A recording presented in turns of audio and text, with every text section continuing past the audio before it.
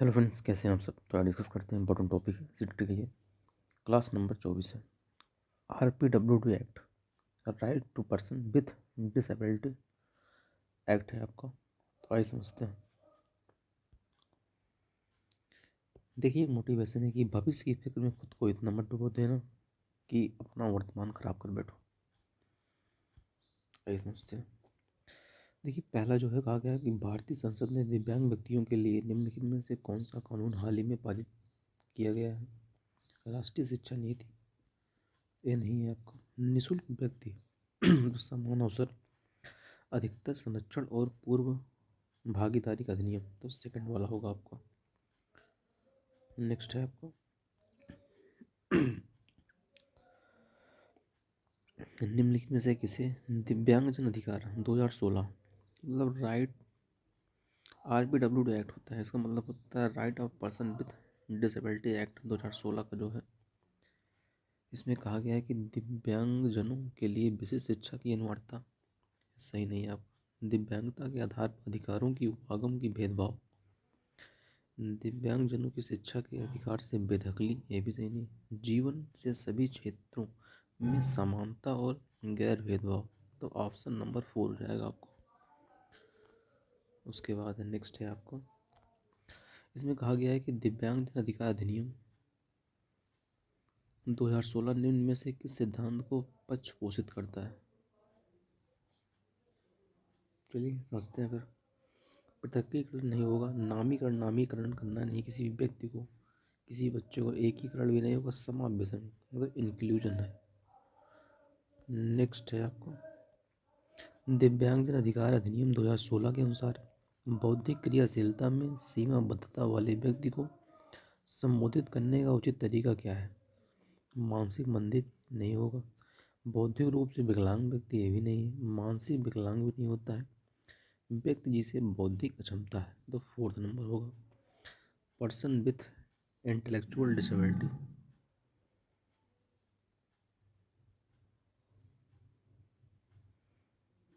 इसमें थर्ड दिया था लेकिन थर्ड होगा नहीं, को फोर्थ ही होगा इसमें। नेक्स्ट है समावेशी शिक्षा के बढ़ावे और सुसाध हेतु दिव्यांगजन अधिकार अधिनियम 2016 के अंतर्गत निम्न में से युक्तियों के किस समूह को प्रतिपादित किया है। फर्स्ट टाइम विद्यालय जाने वाले बालकों का हर 5 वर्ष में सर्वेक्षण करना, ठीक बात है। सभी के लिए एक रूपी और मानकीकृत पाठ्यक्रम और परीक्षा प्रणाली, मानकीकृत नहीं होगा। नेक्स्ट है पुस्तकें, अन्य अधिगम सामग्री और समुचित सहायक युक्तियां उपलब्ध करवाना, ठीक बात है। संसूचना हेतु समुचित, संवर्धित और अनुकल्पित पद्धतियों का उपयोग, ये भी ठीक है। तो फर्स्ट, थर्ड और फोर्थ, ऑप्शन नंबर थर्ड आपका सही हो जाएगा। नेक्स्ट है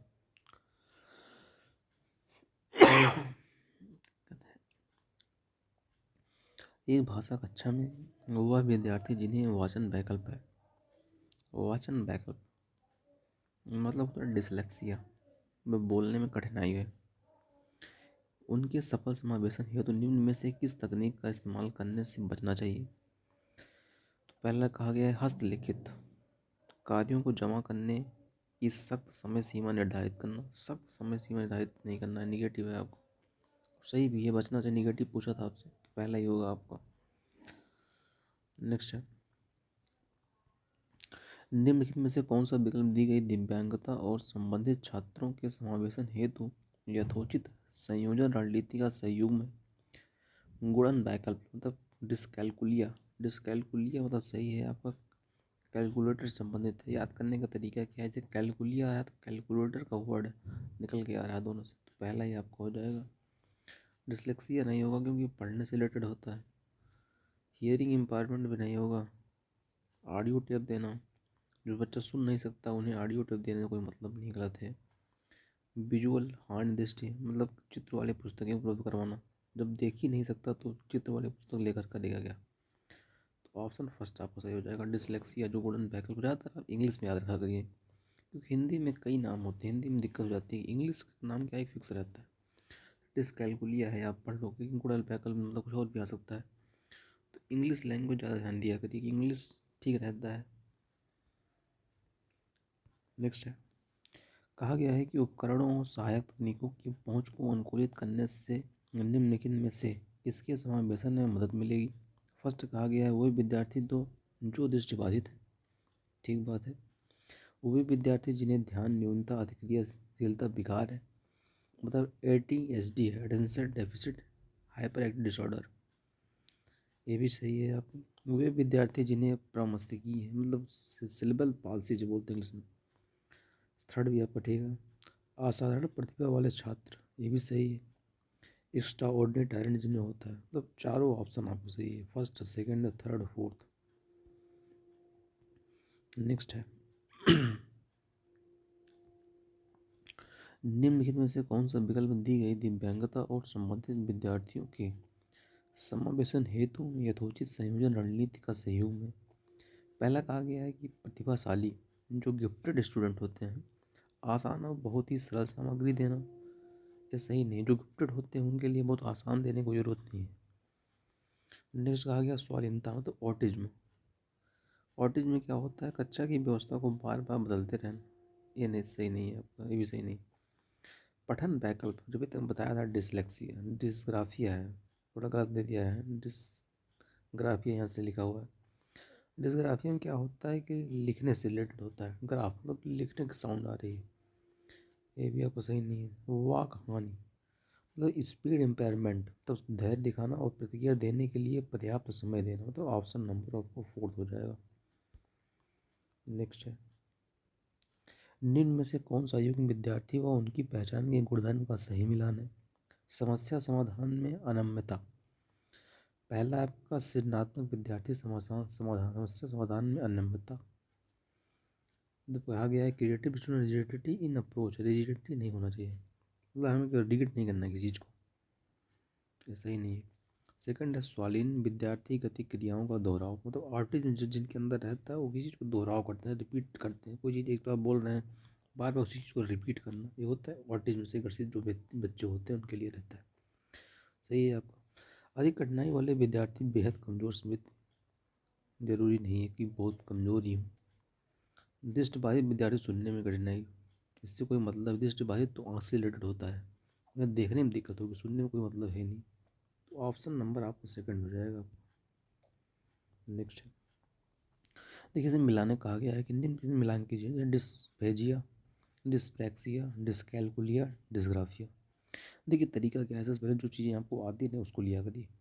जैसे मान लीजिए आपको चीज़ नहीं समझ में आई, डिस्कैलकुलिया, अभी तो मैंने बताया कि कैलकुलेटर का साउंड होना चाहिए, तो देखिए इसमें कुछ ऐसे मिल रहा है कहीं जब कैलकुलेटर वाला कुछ आता हो कैलकुलेशन, देखो यहाँ मिल रहा है आपको, तो सेम रिलेट कर दीजिए आपको सी थर्ड, और कुछ नहीं देखना, बाकी अपने आप सेम मिल जाए। ग्राफिया लिखने से रिलेटेड होता है, कुछ यहाँ पर जैसे आ रहा है लिखने वाला कहीं भी आता हो तो वहाँ देख लीजिए, ये थोड़ा राइट लिखा हुआ है, तो कुछ नहीं करना, इसको यहाँ पर ले लेना है, मतलब सी थर्ड डी सेकंड, सी थर्ड डी सेकंड, बस यही आपको सही, और किसी में है नहीं, सी थर्ड और डी सेकंड भी कहीं नहीं है, तो ऑप्शन आपको फोर्थ ही सही हो जाएगा।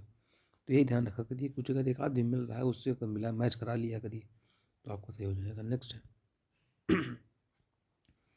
डिसलेक्सिया, अभी तक बताया था कि पढ़ने में जो कठिनाई होती है वो डिसलेक्सिया में आता है। जब पठन वैकल्प में किस प्रकार की विकलांगता है, अधिगम विशिष्ट, मतलब सीखने में दिक्कतें आती, सेंसरी से कोई मतलब नहीं, व्यवहारात्मक भी नहीं आता, मोटर्स मतलब गत्यात्मक भी नहीं है आपका।